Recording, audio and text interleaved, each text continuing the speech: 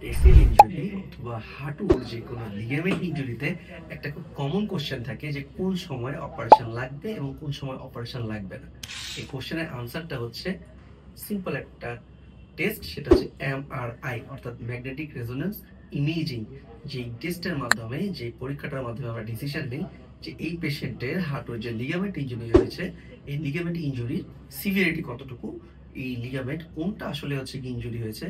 এখানে হাঁটুতে অনেকগুলি লিগামেন্ট থাকে, ACL, PCL, meniscus, collateral ligament, কোন লিগামেন্টে ইনজুর্ড এবং এই লিগামেন্ট ইনজুরিতে আসলে অপারেশন লাগবে কি লাগবে না এটা অর্থোপেডিক সার্জন ডিসাইড করবে।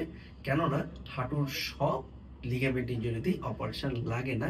মেজর লিগামেন্ট যদি আপনার ইনজুরি হয় এবং ইনজুরির গ্রেডিং যদি বেশি থাকে, সিভিরিটি বেশি থাকে, হাঁটতে গেলে যদি আপনার মনে হয় যে হাঁটুটা সরে যাচ্ছে, পড়ে যাচ্ছেন, ব্যথা তীব্র, পা ফোলা, সেক্ষেত্রে কিন্তু আপনার লিগামেন্ট সার্জারির কোনো বিকল্প নেই। সেখানে আপনাকে অবশ্যই লিগামেন্টে অপারেশন করতে হবে।